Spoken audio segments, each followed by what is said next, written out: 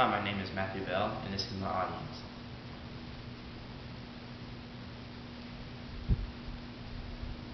Warren, Jeannie, Lindsay, Mickey.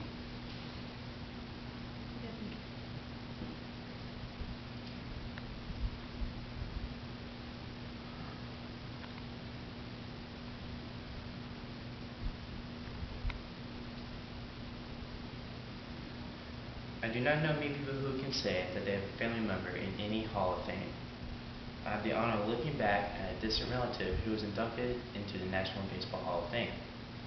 Through research and personal interview, I will be able to give facts and details concerning the subject. Harold Joseph Pye Traynor began living the American dream with a simple upbringing and later became one of the greatest baseball players of all time. We will cover his lifetime achievements of Pye Traynor. We will begin with his early years. Then we'll talk about his baseball career, following up on what he did after his career. The historical background of Harold Pye Traynor begins on November 11, 1898 in Framingham, Massachusetts. His parents were immigrants from Canada. He is one of the 7 children.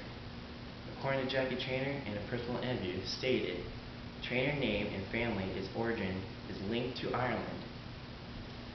Harold Traynor originally learned the game of baseball after moving to Somerville, but he was only allowed to retrieve foul balls because of the neighborhood kids did not like him for his small size. It was in Somerville where he met Father John Nagel. He was his friend and his mentor. Father John was a store owner and gave Traynor his famous nickname, Pye. There were many stories where his nickname came from, but Traynor gave it to himself. He was quoted in the Baseball Almanac saying, after Sandlot baseball games, when the other youngsters would ask for ice cream as a treat from the parish priest, I would ask for pie. At the age of 12, Traynor became a messenger boy to help increase his family income. And in his teens, he was turned down after trying to enlist in the Army in World War I. He moved to Boston to work on an Army base pier. It was in Boston where Pye Traynor's 17-year baseball career began.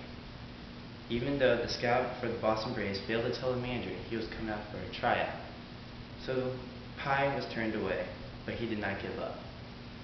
He signed a $200 a month contract with the Portsmouth Club out of the Virginia League. This is where the Pittsburgh Pirates scout noticed him. He signed with the Pirates on September 11, 1920 as a shortstop with a contract of $10,000 per year. This is the most paid out of the Virginia League player. After his rough first year with 12 errors in 17 games, he was sent down to the Birmingham Barons where he spent his next 1921 season. His batting improved, but his errors continued. A year later, the Pirates called him back up. After starting 3 consecutive games, he made an error that cost him the game. He was benched that year and only played in 2 more games that year. In 1922, Bill McKinchney became the new manager of the Pirates.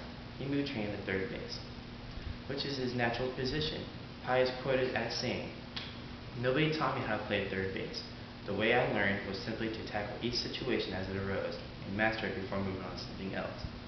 I think I learned more about playing third base than in the morning bowl sessions in the hotel lobby than I did on the field."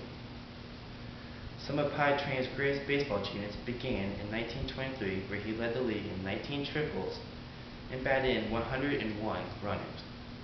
Traynor helped Pittsburgh win its first pennant since 1909. During the 1927 World Series, he batted at .346 and beat the Washington Senators for the title.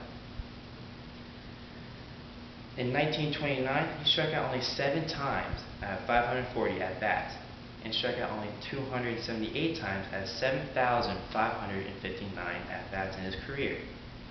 And he was elected into the National Baseball Hall of Fame in 1948. He was the first third baseman to start in the first All-Star game and the only Major League player to steal home in an All-Star game. He was ranked number 70 in the Sporting News list of the 100 greatest baseball players of all time and nominated the finalists for the Major League All-Century team. After an injury ended his playing career, life in baseball did not end for Pye. He became a scout for the Pirates, then their manager.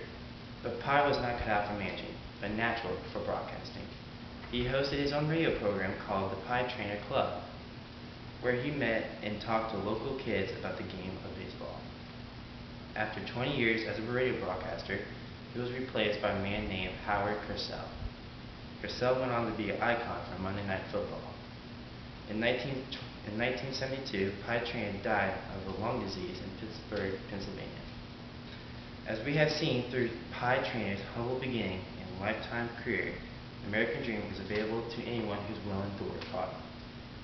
It is my dream to follow in his footsteps as a third baseman and as a pitcher.